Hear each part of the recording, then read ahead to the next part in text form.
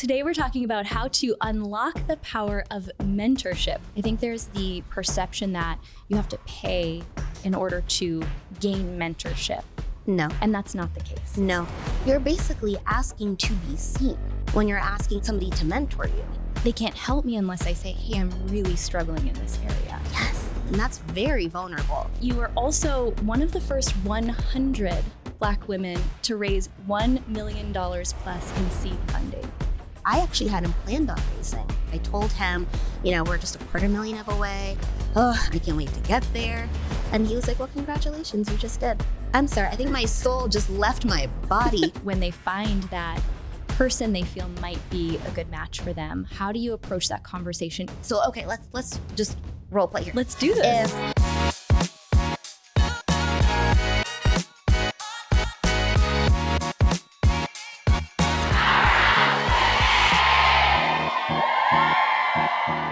Well, today we're talking about how to unlock the power of mentorship, one of my favorite topics to talk about. And I have the mentorship expert herself, Janice Omadeke, new friend, here with me today. And I'm so excited to have you here. Thank you for having me. I'm so excited. We are long overdue. I cannot wait. We've been email and Instagram buddies for almost a year now. Yeah.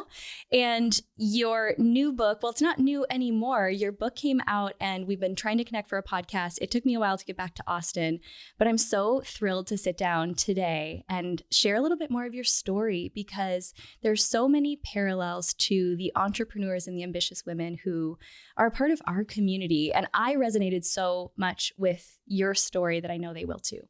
Thank you. Yeah. I want to give everyone some context just into how incredible your journey has been. I had to put it on a card so that I didn't miss any of these incredible achievements because these are not small. You were Austin's first Black woman to have a venture-backed tech exit for your company, The Mentor Method, but you were also one of the first 100 Black women to raise $1 million plus in seed funding. What happens within you when you hear those accomplishments reflected back to you? Are you able to really feel the weight of that? I am now. Yeah. It took a really long time. Yeah, because when you're in the throes of building your business, you're raising capital, you're doing what needs to get done for your shareholders, your stakeholders, your team.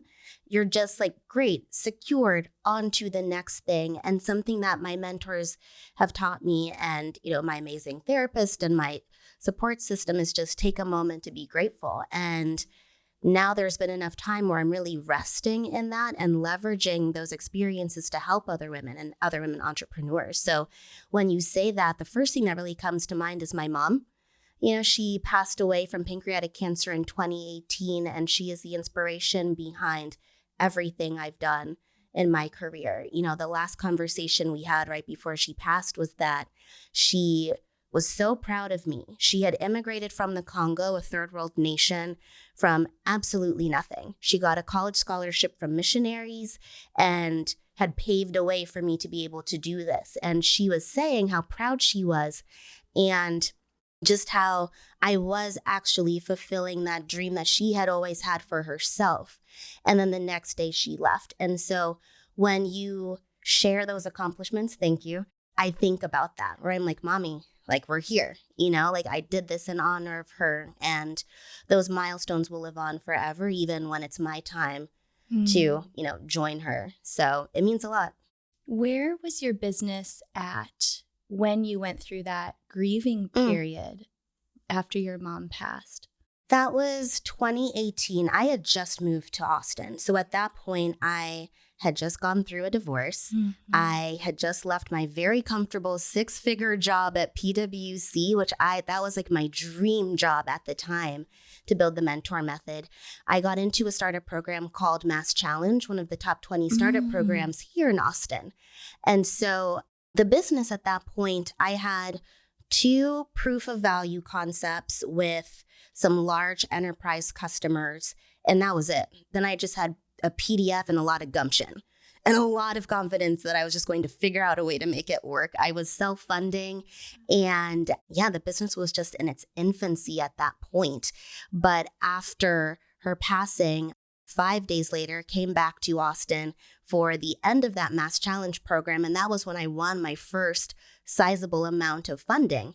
Wow. And then a month later, we got our first 6-figure investment, and everything just started moving after that last conversation. But the business was just very, very early. I had 0 friends or family here in Austin. I had just moved from DC. So it was a really transitional period, I would say, for myself, both personally and professionally. I think about that in terms of this feels like just diving right in the deep end within the first few minutes. But I think about the weight of grief and trying to build this vision that now you had an even deeper purpose, right? Knowing you were going to make her so proud. How did you manage the grief process, or did you manage it in those initial years coming out of that experience, and then knowing your young company needed so much of your energy?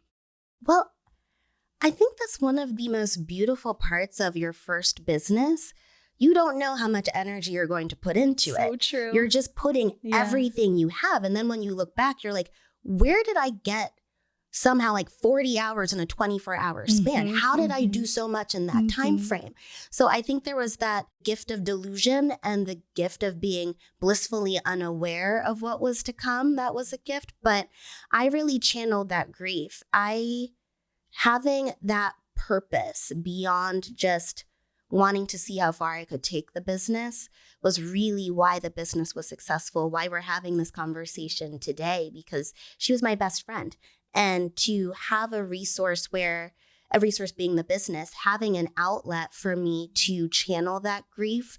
So another piece of this is, when my mom and I would have these conversations, sometimes she would ask me if I would be her mentor, or, since my business was a software that matched women and underrepresented professionals to mentors, she was in her 60s and she would say, well, Janice, I've never had one.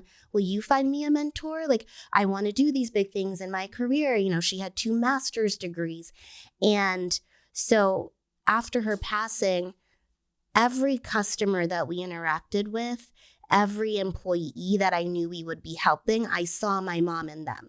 I saw that hunger. I saw that never-ending passion and interest in education and advancing yourself. And while I couldn't help her, given her health and just life, right, I could impact the lives of other women who were in her exact same position of ambition, intelligence, just not in the right timing, right? And maybe didn't have the same mentorship or resources where if she had those, she would have gone further. So I always kept that in the back of my mind, and that made the grief piece of it a little bit easier. But I also recognized that I fully self-abandoned for a good 1.5 years, easily. Like, I would tell myself that I was just being ambitious and driven by going to 16 or 14 networking events a week. But in reality, I just didn't want to be home alone.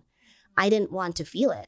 The longer I was out in public, it meant less time for me to have to look in the mirror and see my mom reflected back at me and remembering that she wasn't there. It was less time for me to have to sit with my thoughts and my feelings and just that deep pit of loneliness that I still have. It never goes away. You just kind of learn to become closer friends with it and show it compassion. So I think it's a double-edged sword. So beautiful. I mean, so beautifully said. And I think the self-awareness to realize that sometimes we really are just doing the best that we can. You just have to figure it out. Yeah.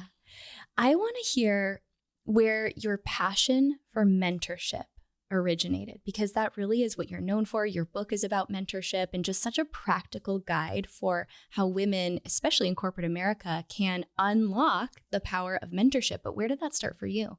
My upbringing. So I'm first generation American. My parents immigrated from the Congo. And at an early age, I always saw my parents taking the extra step to what I would call peer mentor, relatives, friends, chosen family when they would also immigrate.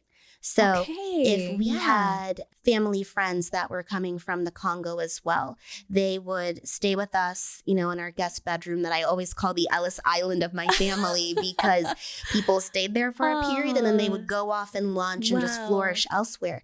And so when they were in that Ellis Island time frame, my mom and my parents would make sure that they were as acclimated to America as humanly possible, because when they came, they didn't have those resources. And so that was my first sort of experience with mentorship, because at its core, mentorship is using the experiences that maybe you didn't have, using the experiences that you do have, and just leveraging that experiential scar tissue to make somebody else's journey easier, making sure that maybe they don't fall into the same roadblocks that you did or the same pitfalls that you did, in a way that helps them feel empowered, helps them feel equipped. And whether that was helping them get ready for their first interview or helping them make sure that their children had the right vaccinations to start kindergarten, learning, why we have 40 different types of the same cereal and why they're priced differently. Whatever it was, my parents made sure to help them. And I think with time comes wisdom, right? So when I was 5, for example, I would be like, why are we taking the bus again? Like, I am exhausted.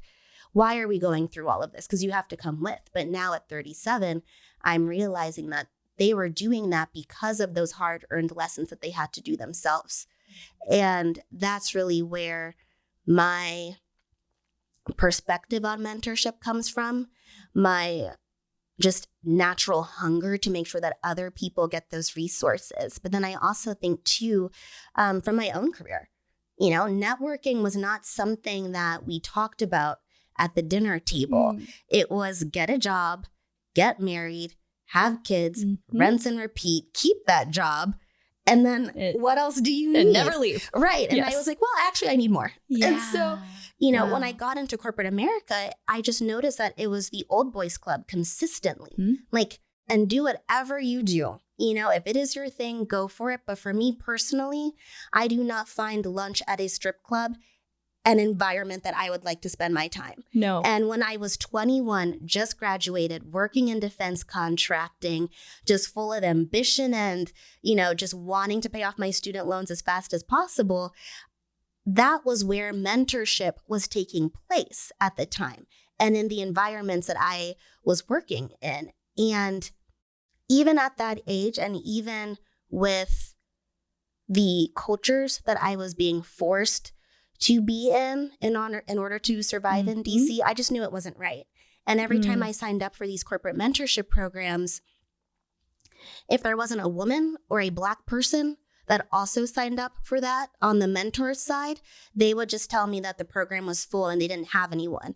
And I'm a fixer. I didn't like that. But the combination of both where I come from and my own lived experience with the way mentorship shouldn't be is really the core of why I'm so passionate about it, because I'm very determined. Feel free to close that door. I already have a screwdriver in my pocket. I'm just going to take down the nails and I'll be in there in 5 minutes, right? Like that's the energy I have. But there are so many women and so many people that, they trust the hierarchy. They trust that if the head of HR tells them that there's no one somehow in a 100,000 person organization that can mentor them, they'll internalize that. They will say, oh, it's a me issue, when it's not an issue with them. It's just the way that they were being introduced to people and the way that mentorship has been thought of for hundreds of years. And so that's just a driving factor. And if we can make it easier, then everybody gets access to something that's truly life-changing. So when you were in that role and you're being told, here, this person looks like you, so they're going to be your mentor. Right. Or this is another woman, so clearly that makes sense. Not what are your goals? Who's someone who's achieved that? Who can really lay out the roadmap? Who was your first mentor that really made an impact for you? And how did you connect with that mentor if it wasn't something that the company was making those connections for you? It was the first job where I brought myself authentically when I was a design manager at PwC. So this was in 2014. The creative director, Amy, was my first mentor, and I will never forget her. She was just fabulous in every way. You know, she lived in Manhattan. She was at the partner level. She had this intersection of creativity and business. And I felt seen by her. And I just asked her directly. You know, I was like, you are the most impressive woman that I have ever met. And you're so approachable and you're so down to earth and you understand your own areas of growth. Despite you being one of the handful of women partners, you're still having these conversations with your mid-level graphic designer, and it meant a lot. And I would not be here without that first sort of push and that advocacy, even in that corporate environment, that gave me the confidence and gave me an example of somebody who is themselves. You know, she was confident. She was also, you know, kind of nerdy and goofy, and she owned that and channeled her quirks into ways that helped her stand out as a differentiator in all of those environments, and especially management consulting, which is just another old boys club. And I will never forget that because I still leverage that every day. Which what I hear you saying, and I think is important to also speak to, is not to just get enamored by someone's title or by the external picture, but to look also at how they're operating within their role. When we're choosing someone that we would love to have mentor us, what are some of those criteria that you think are most important? Values.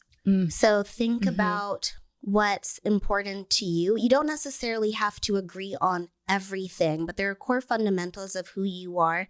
And you want to find somebody who, whether or not they agree, they will at least amplify those. Somebody who you feel comfortable with, especially with women. We have this power of intuition.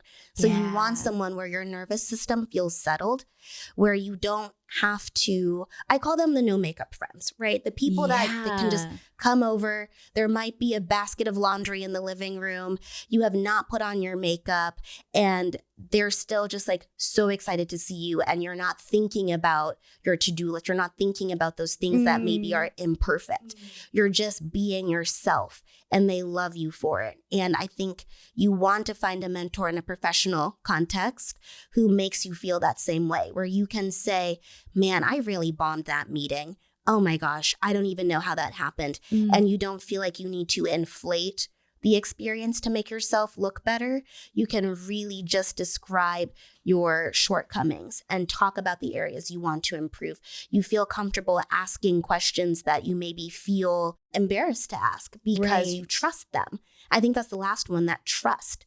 Actually knowing that you can come to them, but also that reciprocity and knowing that they trust you enough to share their experiences, to show you that experiential scar tissue that oftentimes we're not supposed to share. We're supposed to have that veneer of perfection at all times. And that's really fundamental. And there's so many more in the book, but I think the big ones are just that trust, transparency, and trusting your gut where your nervous system feels settled. I love that you started with that, really. Thank you. And also the piece about authenticity, because I even look at my own journey and I look at a lot of my friends and peers as also my mentors.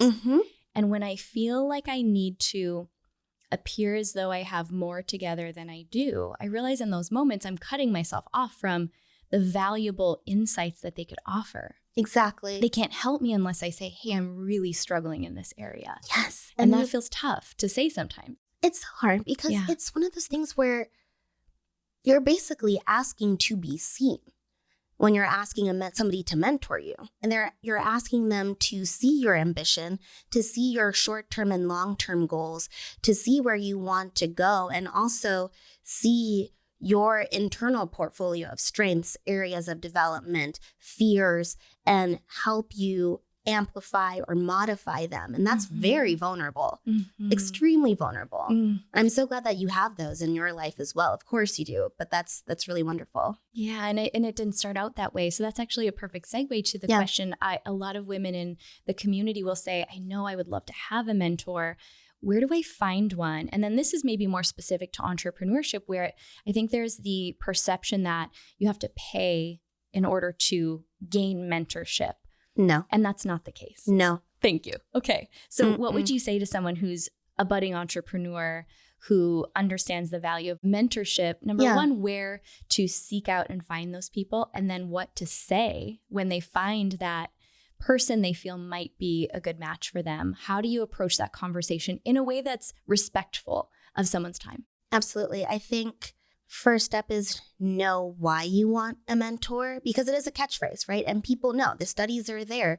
You are 5 times more successful with mentors behind you. Women entrepreneurs end up surpassing their male counterparts, I think 30% faster due to mentorship. So the stats are there because it does work. But I think we get caught up in wanting one and not necessarily thinking through the process, to your point. So in terms of like the next step or what to do, I always recommend think about where you want to grow and why, first and foremost, because otherwise the search will never actually end and you will waste so much time and you are busy and you don't want to do that. From there, build out that mentor persona. So think about your mentor. Who are they? What are their values? Where would they actually be spending their time? Is it in a virtual community? Is it playing pickleball? Is it volunteering for a nonprofit? And start putting yourself in those environments so that you are meeting people that are similar to that mentor that you're seeking out. And whether they're there or not, you're putting yourself in those spaces where you'll start attracting more people like that mentor persona. Once you're there and it's time to actually make the ask, I usually say after 3 interactions with them. So you have the first informal, I just want to get to know you. The second, maybe you're asking about their experiences. And then this third one, after you send an email saying that the goal of this next meeting is to hopefully have them as a mentor, just keep it casual. You're not proposing. This isn't The Bachelor. Like, take a breath, be a human first. But how right? cool would it be if it was? Will you accept this rose? Right. Will you accept this mentorship badge? That's the next business right? We'll start, okay? Will you read this book with me? But I think the real point is just laying out what you want to work on, setting up potential times of availability. So, okay, let's just role play here. Let's do this. If I was coming to you for mentorship, I would say, Lindsay, I am just so inspired by, and then 3 different things, right? Your ambition, the way that you make everyone around you and even the space in the studio so comforting and welcoming, where I am just sharing my deepest, darkest feelings in the first, 10 minutes? That is not a thing for me. And I'm so inspired by that.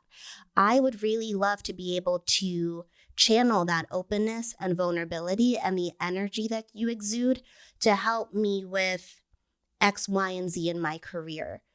I know you're busy, but if you could spare maybe 30 to 40 minutes over a call, Zoom, whatever works for you, once every other month, I would love that. I'm prepared to send agendas, as you've seen in my invitations to engage previously. I would follow the same model. And if you're open to it, I would just love to be able to discuss what that might look like, or if your schedule doesn't permit, how we can continue to stay in touch, because you are such an inspiration to me. And I know I'll be able to accomplish those goals with you. What are your thoughts? Okay, let's do like a Zach Morris TV timeout, because that was freeze frame. Flawless. And Thank I actually you. want to point a few things out. Number one, how that made me feel. It made me feel, number one, acknowledged, seen, and also the beautiful way that you made the direct ask with very clear parameters around what you were asking for, timelines, frequency, and the opportunity to say no. Right. With the kind of wrap up of the acknowledgement again. And you didn't use the phrase, pick your brain, which, do you have a strong feeling? Your face says that you have strong feelings about this, and I would love to hear them, because I think we mean so well. I don't think that is the most effective verbiage to use in a situation like this. So I would actually love to hear your expertise on it. The phrase, pick your brain. If somebody were to ask me right now, Janice, you have a time machine, where will you go? I will go to find the first person who ever said that on record and tell them not to. Because I don't know where it spread. I don't know who was in the room when that got started, but it has spread in a way that I'm just like, it does not work. No one wants their brain picked. That sounds painful. Exactly. It sounds painful. It sounds like I'm going to have downtime. I have a to-do list. I'm so sorry. I'm not going to do that. Right? It sounds very much like a non-reciprocal relationship where I am getting taken from. And in mentorship, it should be mutually beneficial, where there's this transfer of knowledge, transfer of experiences. You're actually building something fruitful with this person, where even if you don't have a task, you're still staying in touch years later. So I hate that phrase. And hate is a very strong word, and I know that. And it was a choice for me to say it right now. And we woke up today and chose it. Yeah. Really? I really did. Like, it's just, I think there are more fruitful and authentic ways to say it. And I understand, especially early days, like I'm guilty of it. I used to say it and I cringe thinking about early 20s Janice who would do that and early entrepreneur Janice. But I think if there are other forms of communication, please choose option B at any time. And thank goodness we have the book to walk us through a protocol for that. Exactly. And that's exactly why I wrote scripts in there. That's why we have templates so that people can avoid those pitfalls. Like the reason I get a little like, whoo, about that phrase too, one, I mean, just what I said, but also I remember I was 6 months into building the mentor method. I went to a women's conference. There was this incredible speaker that I was just like, yes, like I'm going to shoot my shot, say hello. And I remember asking to pick her brain. And she was like, I hate that phrase. And because I hate that phrase, I am not going to respond to your email, which is also very harsh. Like, I feel like there was a better way to have engaged. More authentic and maybe a little kinder way to say that. But also thank you for your honesty. Thank you for your honesty. Yeah. But like, okay. But outside of her communication pattern, which was her choice, I understand that. And I think about that. And the reason that there are templates and guides in Mentorship Unlocked is so that no one ever has to experience that embarrassment in their career if they don't have to. Again, going back to that whole like mentorship is being willing to help people avoid the pitfalls, avoid those embarrassing moments, avoid the feelings that are not so great if you can. And that's a big part of it. The other person who this book is really for that I want to speak to is the person who knows they have expertise and they actually do want to give back, but they don't know their own boundaries around opening up the availability to be a mentor and be a guide, because especially if they've been approached in a way that just isn't clear about what's being asked. I know for me, I've worked a lot on my own nervous system and just really always being grounded. And sometimes as I've been overcoming those more people-pleasing patterns, I'm shying away from opportunities where maybe I would actually love to contribute more because I'm not clear about how to set boundaries in a way that really works for me. So what would you say to the women who have expertise? And if you're sitting here thinking you don't have expertise, if you're even 1 month ahead of someone else, you have something to contribute. Right. But I think that we can shy away from opportunities to be that mentor because we don't see a way to make it work and honor our own needs at the same time.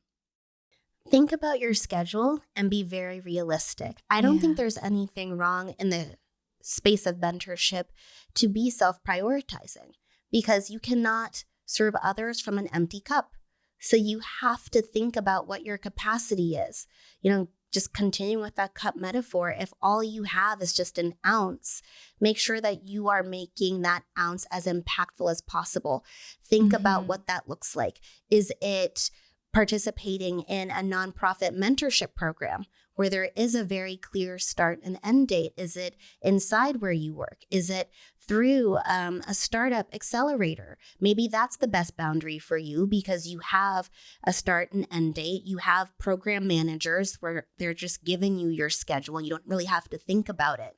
If you want to be more engaged and there's somebody that you really would like to mentor, perhaps you're reaching out and building a relationship and leaving the door open for them to then ask you to be their mentor.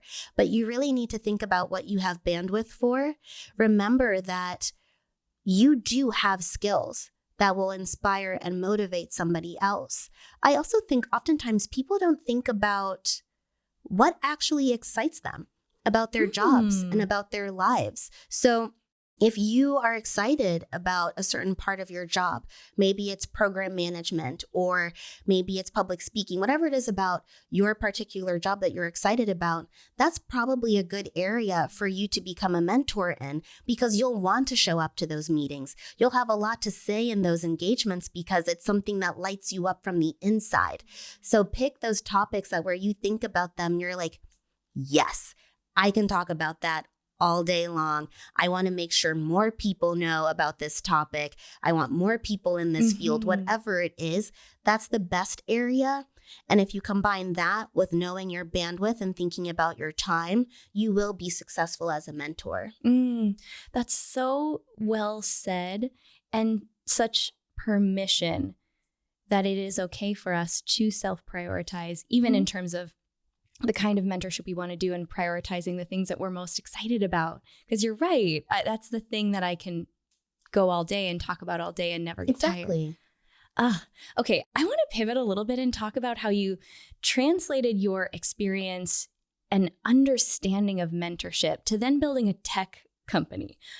And I would actually love for you to take us back to the precursor to your tech empire.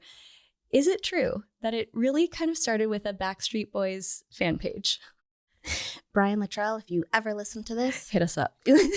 Literally. Yeah, that's how I started my tech background. So I was 11. We're just going to go back in time again.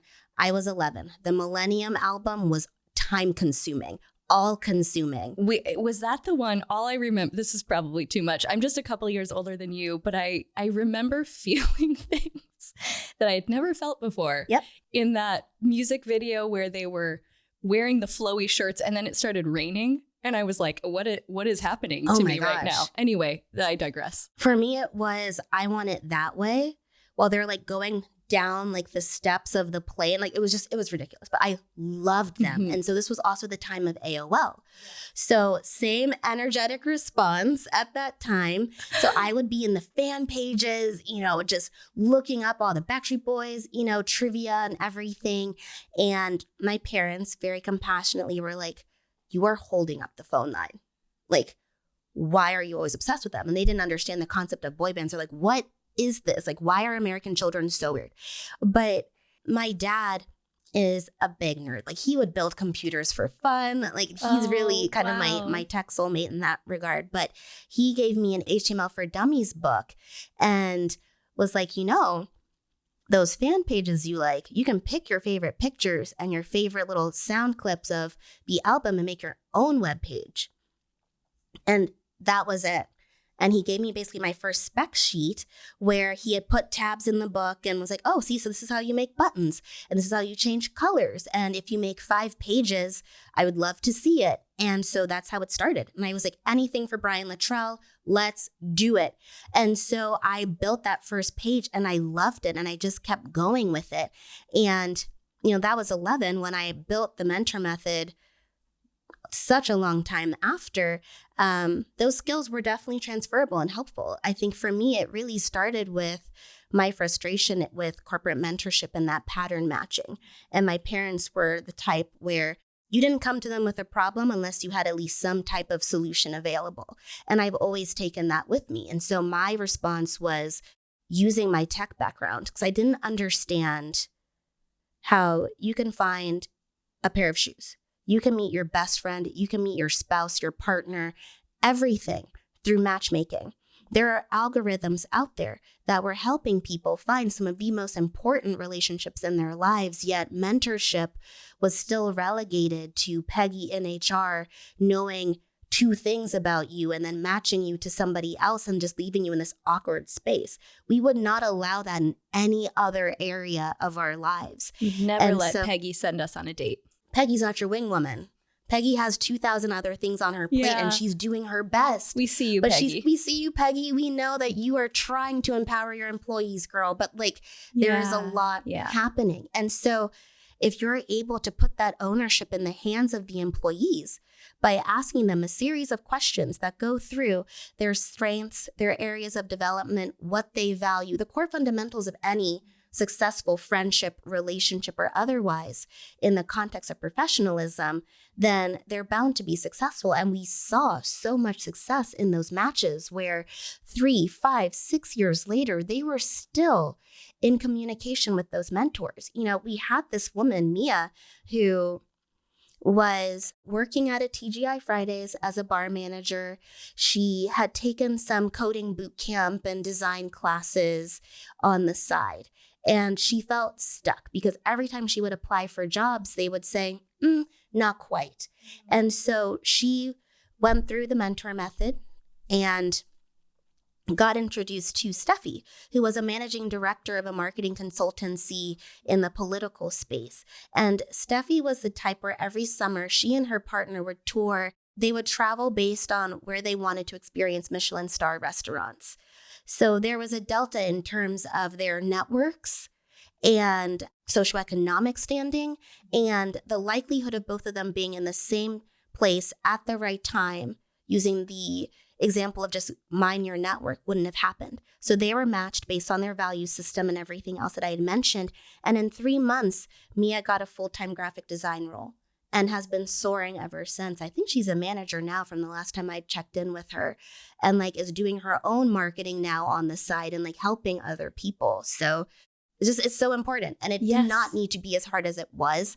And that was why I built the mentor method, to make it as easy as possible for other people. I was fine staying up till 2 a.m, making sure that it worked, but other people shouldn't have to go through that if you don't need to. Yes. And it's just such a testament to, I think, the spirit of entrepreneurship and just seeing that problem and even being able to see the nod to the skills you learned as a child and being able to translate those. But I know that we get to share the fun story now of the exit and everything that comes after. What were those first few years like? Tough, terrifying. But also, I have never felt more alive. Yes, I think there's that, when I talk about it, I'm also cognizant of the privilege of my experience. Over 50% of businesses don't make it past the first 4 years. So, there are millions of people who had the same ambition and would get up at 2 a.m. thinking of business names and all the fun parts as well, who did not have the same outcome as myself. So when I look back, I do have an even distribution of positive and not so great memories, but there is that layer of rose-colored glasses on it because, the outcome was more than I had ever expected. Yeah. But those first few years were just insane, just crazy. I mean, the things that you have to do for your business, and you're just kind of taking this leap and building your wings on the way down. You don't know where is up, where is down.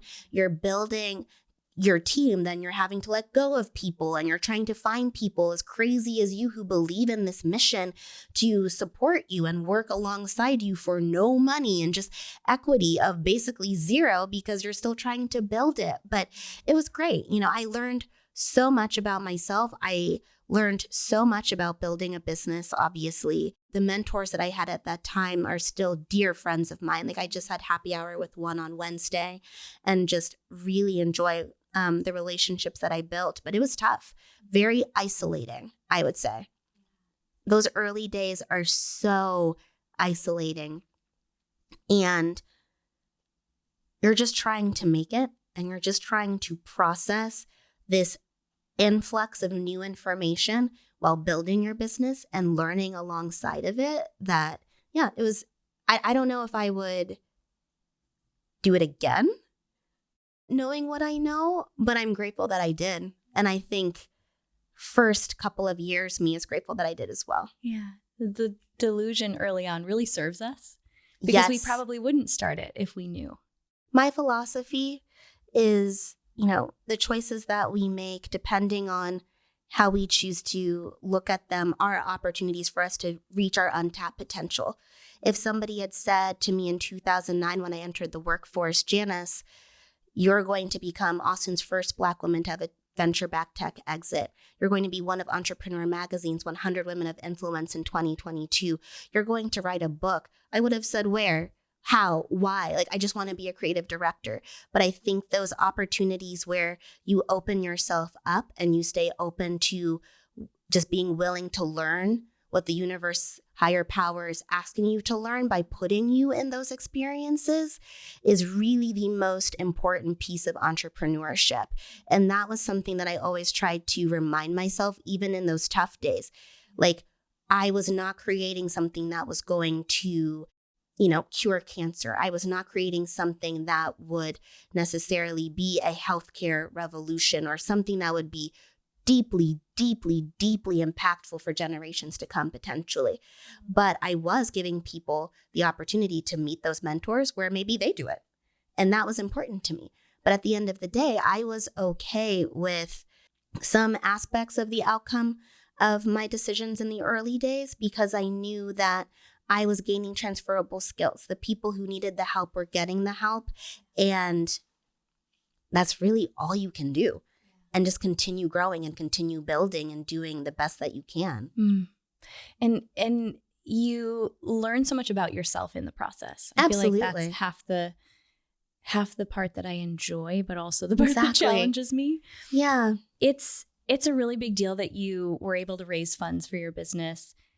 There is such a small amount of funding that goes to woman-owned businesses, women of color even less. Right. What helped you have success in that? Because I know you started by bootstrapping and really bartering and the blood, sweat, and tears. Yes.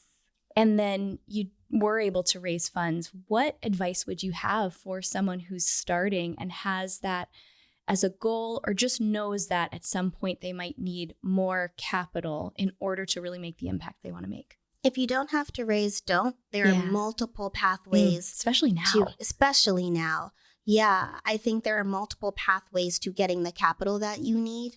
If you need capital in order to continue selling or to help you with your business, there are so many grants. There are loan opportunities, check the terms, consult an attorney, but there are pitch competitions. There are accelerator programs. There are so many other pathways that don't require raising funding. Now, if you're going to raise funding, I recommend reading the book Lost and Founder. Really good book. Venture Deals is another one that will help you understand a lot of venture terminology so that you go in empowered and speaking at that peer level with investors. But I would not raise until it is absolutely necessary. I actually hadn't planned on raising. I had a mentor that in her first year of business had successfully raised over $500,000 in funding for her business through pitch competitions and grants. And so when I learned about that, I was like on it. Like, that's what I want to do. And of course, revenue. If you do not have revenue, you have a very fantastic and exciting hobby. And so you want to make sure that the funding is going towards continuing to build your monthly and annual recurring revenue, making sure that you have the resources to delight your customer in a way that they are returning, they are referring other people to your business, and that you're able to actually grow the revenue that make it a successful and sustainable business. That's what it's all about. So that would be my take on fundraising. Such wise words. And thank you. I think almost every woman that I know who has raised in the traditional way has shared something similar. And that's the beauty of living in the time that we live. There are so many options. But I think too, like, just thinking about that fundraising process, before I raised, I knew that I did not know enough about the venture space. You can watch, I think at that point, I had watched every episode of Shark Tank that was available. So we're basically experts, right? Or so we feel. Mark Cuban said so. And, I had watched as many free resources and things to try to understand it, but I knew that was nowhere near enough because that's kind of a romanticized version of fundraising. I don't believe that you should take out a second mortgage on your home to show that you're all in. That's insane. But I went to people who had raised successfully previously, and I made a Google Doc. I had researched the most common questions or things that I had been hearing when people would ask me about the business that I knew I needed to clarify. I made a Google Doc with what I was going to say in response. I then scheduled meetings with these individuals and said, I have this document. I think this is how I would answer it. I want your advice on how you would answer this, since you've been successful in fundraising longer than I have been since I have not done this. Are you open to it? Most of them said yes. And so they would just butcher it and give me so much advice. And they would say, tighten this. We don't actually say it like that. Investors are going to be sort of eager to say no, just given the statistics, given the type of business. So make sure that you're prioritizing your traction, your vision, how strong your team is with advisors up front. Just all of these pieces of advice so that when I was having these opportunities with investors, I knew what I was going to say. I had practiced what I was going to say. I had my financials down to a science where I was also updating the spreadsheets and everything. And I could pull it up and share over Zoom, because that's how we were raising in 2020. Being able to share my screen and pull up my forecast and be able to update and make modifications in real time to show them that I understood the business inside and out. And I attribute a lot of my fundraising success to that. I think the learning mindset was important, and also being very open to any introduction. Even if I knew it was a dead lead, you never know who else they might know. And they might think about you 6 months later, which is what happened for us. I met someone, and then 6 months later, at the end of our round, we were 250 shy of $1 million at that point, and had just a one-off Zoom meeting, a Friday afternoon. I had zero intentions of actually getting funding from this individual. I thought it was another broadening my network conversation. Chris Basidi, I told him, we're just $250,000 away. Oh, I can't wait to get there. And he was like, well, congratulations, you just did. And I was like, I'm sorry. I think my soul just left my body. And he was like, I see your grit. I'm an investor. I see what you're doing. And congratulations, you just reached $1 million. Send me the paperwork. I'll give you the address of where you can pick up the check. And then obviously we got additional funding after that from Google and other investors. But that was one of the most life-changing moments of my entire life. So I think the last piece of advice on fundraising is speak to everyone. It does not matter. Speak to everyone, because you just don't know who they might know that will change your life forever and be someone that is a cornerstone of your life story for the rest of your life because of it. Be kind to everybody, have your boundaries, but speak to everyone. And don't get deterred. I pitched 213 investors over Zoom, 8 hours a day, updating the deck, learning, treating it like a jazz musician, just making those updates and trying to see what lands and what sticks. And we had 9 investors at the end of that round. So it's just part of the process, I think. But just you being willing to give those numbers. And the other thing I want to highlight, whether someone's fundraising or not, this is something I heard you share in another podcast that I was like, I need to hear that and do that. You said how you went into networking functions or wherever you were you kept a list of your specific asks. Always. So whether it's fundraising or if you're in the startup phase and you just need connections for people who can barter services or help you to move the needle, how many of us are faced with, Patrice Washington, who's a friend of mine, always says, there's always someone who's in a position to bless you if given the right information. Yes, absolutely. And when we aren't prepared, we could be meeting people left and right who could know the person that we need or be a connection or two away. But I'm not doing that right now. So thank you for sharing that on this other podcast, because it's so practical. And whether or not someone's planning to raise funds or they're just in the phase where they're figuring it out as they go, really getting clear, what resources do you need, and whether you ever create an actual mentorship relationship with someone. If you get an opportunity to ask one powerful question, ask it. Are you going to be in a position to know what question to ask? Yeah, I cannot take credit for that advice. My first peer mentor, Stacy, who was in an accelerator program with me, we started at the same time, and one of her mentors had given that advice to her, and then she shared it with me. So thank you, Stacy. But it's so important to just have that ask list constantly so that if you do meet somebody that's that middle of the Venn diagram where they might know, then it helps. I did that actually so many times in the mentor method. I had that list. I shared it with a woman at a networking event because I live in a Google Doc. And so I got her email. I shared it with her. There was somebody that had worked at Target on that list. I wanted to work with Target as a customer for proof of value.